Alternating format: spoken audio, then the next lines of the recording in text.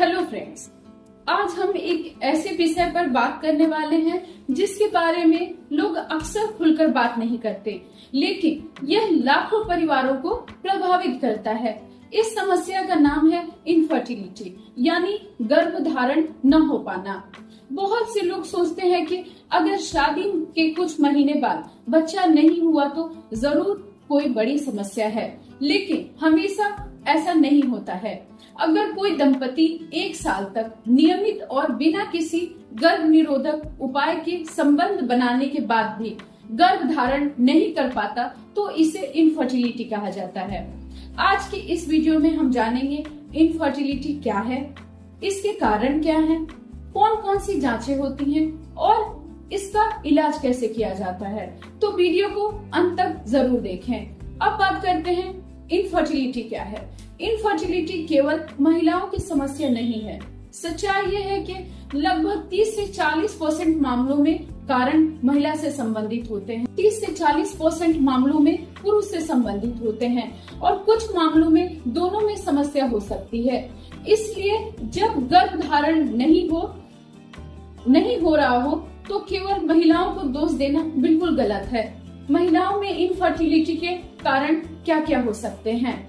Ovulation की समस्या, हर महीने अंडाशय से अंडा निकलना जरूरी होता है। यदि अंडा नहीं निकल रहा है तो गर्भधारण मुश्किल हो जाता है। सबसे सामान्य कारण है पीसीओएस। इसमें लक्षण क्या क्या होते हैं?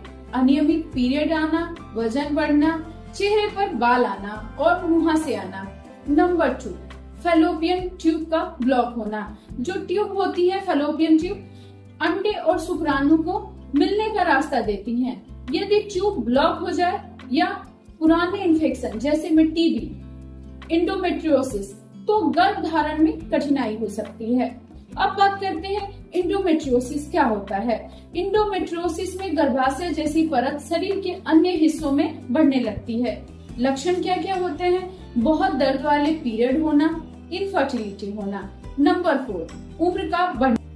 अब बात करते हैं इनफर्टिलिटी क्या क्या कारण हो सकते हैं। जैसे में उम्र का बढ़ना, महिलाओं में अंडों की संख्या और गुणवत्ता उम्र के साथ कम हो जाती है। 35 वर्ष के बाद गर्भधारण की संभावना धीरे धीरे कम होने लगती है। और पुरुषों में इनफर्टिलिटी के कारण, अब बात करते हैं पुरुषों की शुक्राणु की संख्या कम होना। यदि स्पर्म काउंट कम हो तो गर्भधारण कठिन हो सकता है। नंबर 2, शुक्राणु की गतिशीलता कम होना। शुक्राणुओं को तेजी से आगे बढ़ना जरूरी है। यदि उनकी गति कम है तो अंडे तक पहुंचना मुश्किल हो जाता है। Number 3, varicocele. वेरिकोसिल में अंडकोश की नसें फूल जाती हैं। इससे स्पर्म क्वालिटी प्रभावित हो सकती है। नंबर 4, धूम्रपान और शराब। स्मोकिंग और अल्कोहल स्पर्म काउंट कम कर सकते हैं, स्पर्म क्वालिटी खराब कर सकते हैं। अब बात करते हैं इनफर्टिलिटी की जांच कैसे होती है। महिलाओं की जांच में ultrasound, hormone test, thyroid test, AMH test, HSG test और एएमएच टेस्ट से अंडाशय की क्षमता का अंदाजा लगाया जाता है। और बात करते हैं पुरुषों की जांच। सबसे महत्वपूर्ण जांच होती है सीमेन एनालिसिस। इसमें देखा जाता है कि स्पर्म काउंट, मोर्टालिटी, मॉर्फोलॉजी। यह एक सरल लेकिन बेहद महत्वपूर्ण जांच है। अब बात करते हैं इलाज के बारे में। क्या इलाज है? अच्छी बात यह है कि आज इनफर्टिलिटी के कई प्रभावी इलाज उपलब्ध हैं। यह एक सरल लेकिन बेहद महत्वपूर्ण जांच है। इनफर्टिलिटी का इलाज क्या है? अच्छी बात यह है कि आज इनफर्टिलिटी के कई प्रभावशाली इलाज उपलब्ध है।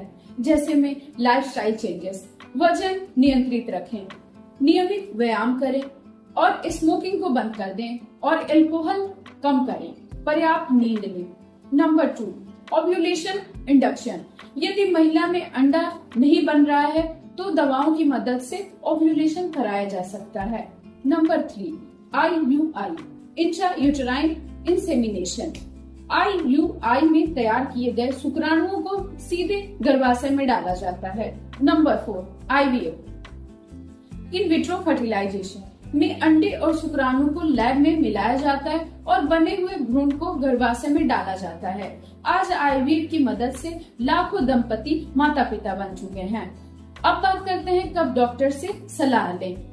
यदि आपकी उम्र 35 वर्ष से कम हो और 1 साल से गर्भधारण न हो रहा हो, उम्र 35 वर्ष से अधिक और 6 महीने से प्रयास कर रहे हैं, पीरियड अनियमित है, पुरुष में स्पर्म की समस्या है, पहले से कोई स्त्री रोग मौजूद है। दोस्तों, इनफर्टिलिटी कोई अभिशाप नहीं है और न ही यह केवल महिलाओं की समस्या है। सही समय पर जांच, सही कारण की पहचान और उचित इलाज से अधिकांश दंपतियों की मदद की जा सकती है। यदि आपको ये जानकारी उपयोगी लगी हो तो वीडियो को लाइक करें, शेयर करें और चैनल को सब्सक्राइब करना ना भूलें। धन्यवाद। स्वस्थ रहिए, जागरूक रहिए। मिलते हैं नेक्स्ट इन्फॉर्मेटिव वीडियो में।